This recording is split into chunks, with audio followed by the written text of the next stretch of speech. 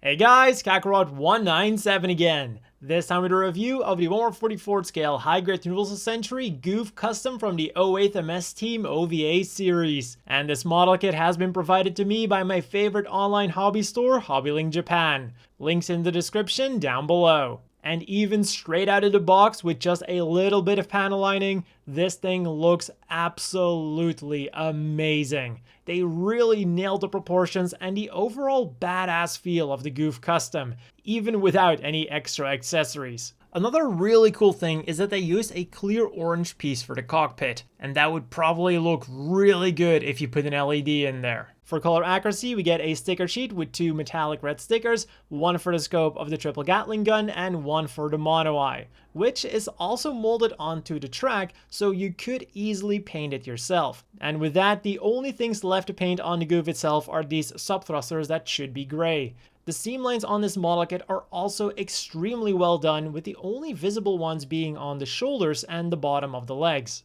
My only gripe with the looks of this thing are that the knees are ever so slightly off-center, and it's not a symmetrical thing, both are off in the same direction, which is very unfortunate for an otherwise amazing looking model. So let's look at something that will immediately distract us from that: the weapons. Oh god, the weapons. Starting with what's already on the machine, we get what the manual still calls the heat rod, despite it being a wire with a grappling hook on the end that shocks the enemy. To mount it, you simply remove this piece and put the heat rod in its place. And because it is so lightweight, the wire has no problem staying up. And for better poses, we also get an open right hand. On the other arm, we get the triple 35mm Gatling gun, which is technically removable, but it leaves a really ugly peg that you'll have to remove if you really want your Gouf without it. The scope moves nicely up and down, and this piece also moves up and down for some reason. And with how awesome this gun looks, I really wish that it had a more standard connection so that it could attach it to other mobile suits more easily. Then for defensive purposes, we get a very nice looking shield, although you will have to paint this part gray. It attaches to the triple Gatling gun with a simple peg and also stores a heat sword, which is a very simple piece. It literally is one piece, and you will have to paint the handle teal. Also, there is no option for an activated heat saber, but it never did light up in the anime either for some reason. So yeah.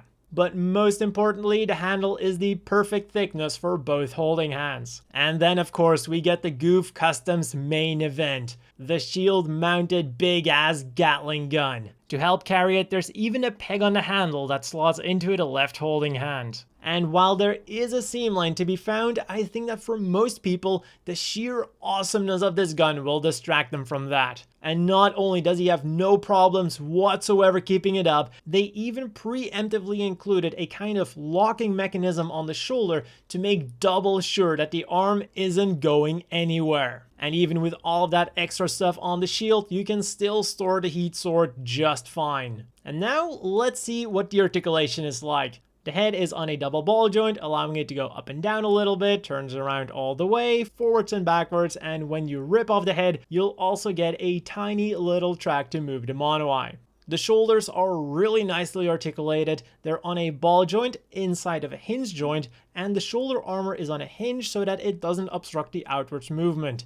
The arm then rotates around below the shoulder, bends at the elbow on only a single joint, and the hands are on ball joints and will wiggle around, turn around, and do everything a ball joint does. The thrusters are also on ball joints, although they don't really do a lot, unlike the ball joint of the waist. Thanks to the softer plastic of the power pipes, not only do we get forwards and backwards movement, but even some side to side movement. And what also surprised me is that this piece will move forwards, allowing the legs to go forwards really far for what the design of the Gouf allows for. Backwards movement is also neat, just as the sideways movement and the rotation of the legs. Then when we look underneath the skirt, we will not only find an extra point of articulation for more dynamic poses, but also a hole for an action base. The knees are double jointed, and then for the feet, we get a ball joint at the top in combination with a flip-flop joint at the bottom, allowing for more forwards movement and more dynamic sideways movement.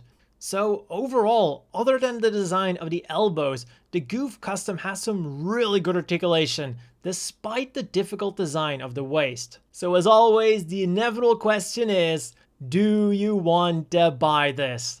And really, what is there not to love? For 1,600 yen, you're getting an amazing looking Gouf with great weapons and pretty damn good engineering to boot. There's only one reason I can think of not to get this thing: the Revive Gouf. It might not have a giant Gatling gun, but it has top-notch engineering, a clear orange beam saber, in fact, 2 of those, and the same badass looks as its custom brother. Just don't buy the old version by accident. I'll have the correct version linked down below as well. Or if 1/44 scales aren't really your thing and you want something bigger, there is always the Master Grade, although I've heard that that thing isn't quite as good when it comes to holding up that giant Gatling gun. And then for some size comparisons, here he is next to the HGUC and the Zaku 2 F2, 2 other really cool mass production Zeon suits. And finally, here he is next to the standard size Gym Custom and the always bulky Zaku 3.